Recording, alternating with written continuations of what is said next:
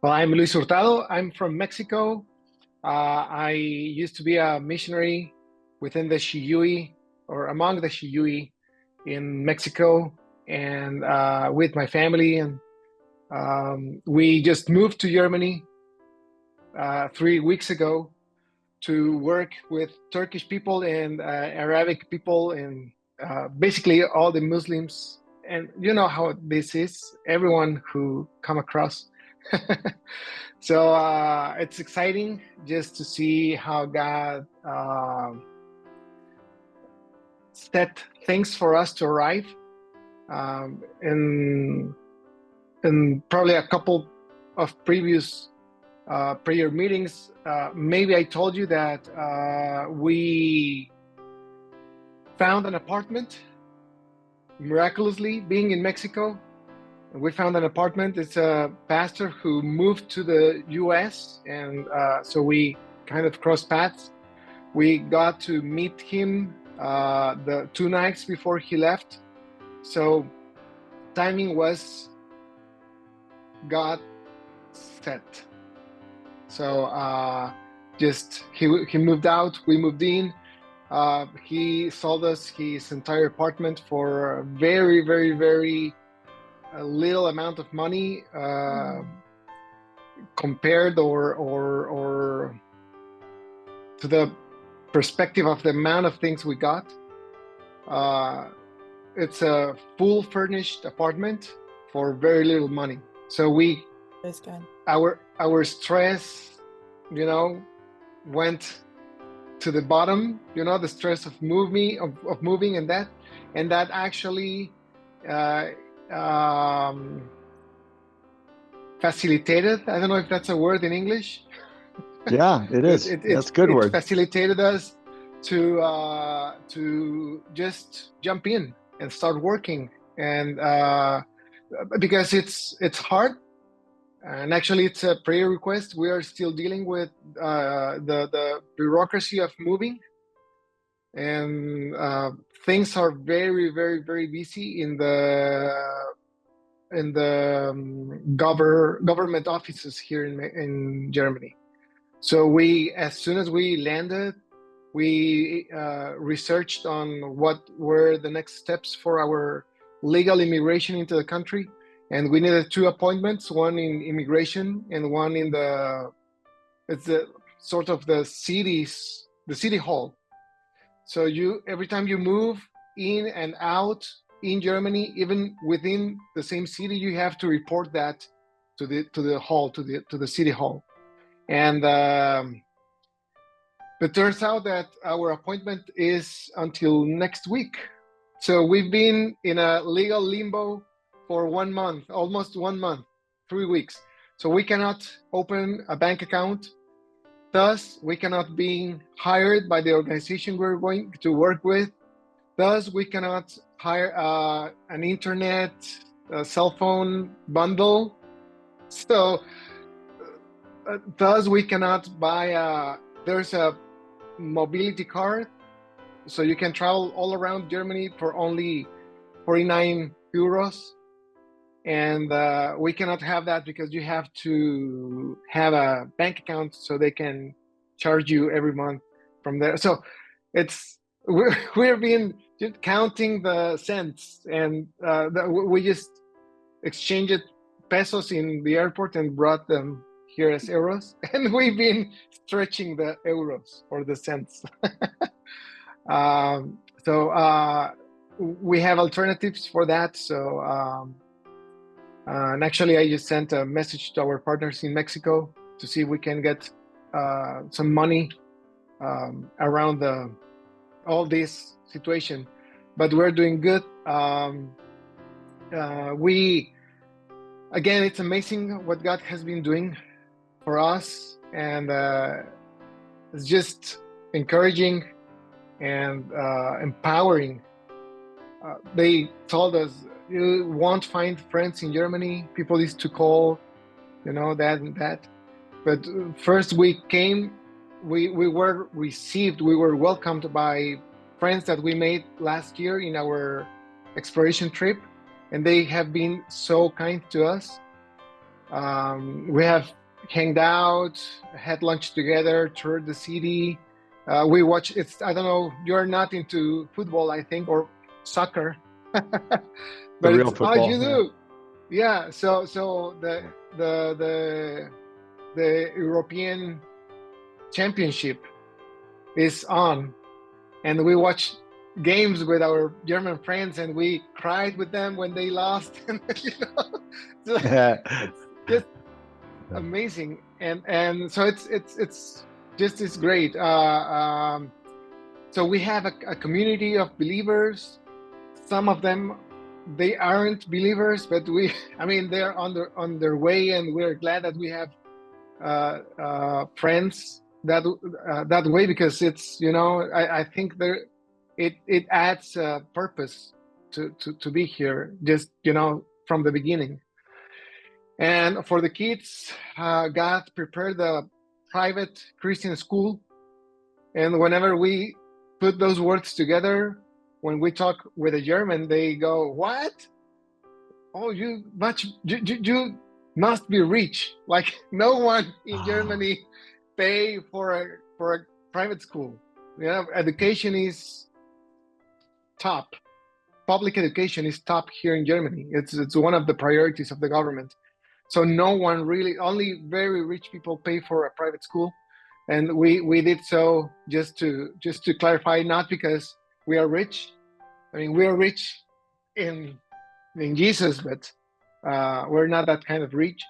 But just because we homeschooled our kids their whole life, and thinking of a transition that harsh, that big, the gap is too much. From being homeschooled in Mexico with traditional values, Christian values, and obviously theological background, and just they are homemade kids. That's what I like to say. I understand. That was our kids too, so I get it. Yeah, and then jump to a school in another language, another country, another culture, with a secular worldview, and just throwing them without tools to fend themselves, not even linguistically, right? So we found this beautiful school in the middle of a forest, and they were really welcome. They already have friends. People is very excited, like, "Are you from Mexico? Oh, bravo! Hola!" Yeah. So it's great for them. And then ministry-wise, we are joining Global Nomads, and they are an organization that works all along the Silk Road. So from Spain to China, and they work especially with Muslims, but the same thing. It's just whoever comes across. And we are building up a mission base in the heart of the Muslim quarter of the city. So it's just, I don't know if I can share. Well, maybe another day I will send you pictures, but it's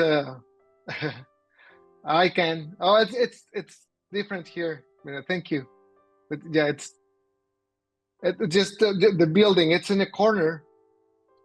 It's in a corner where many things happen around, and the place is called Lichtblick, which is a term in German. Basically, that means the what do you call that? Like, a lo mejor Diana me puede ayudar, como un destello.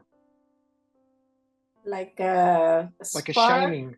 A spark, or a flash. A flash. Like a spark. Yeah, like a spark. But the sense of that word is actually, the meaning when you translate is hope. And they have this word Hoffnung, which means literally hope, but then when you translate Lichtblick, it's like the light at the end of the tunnel. Ah, okay. Right? So that's the sense of saying Lichtblick.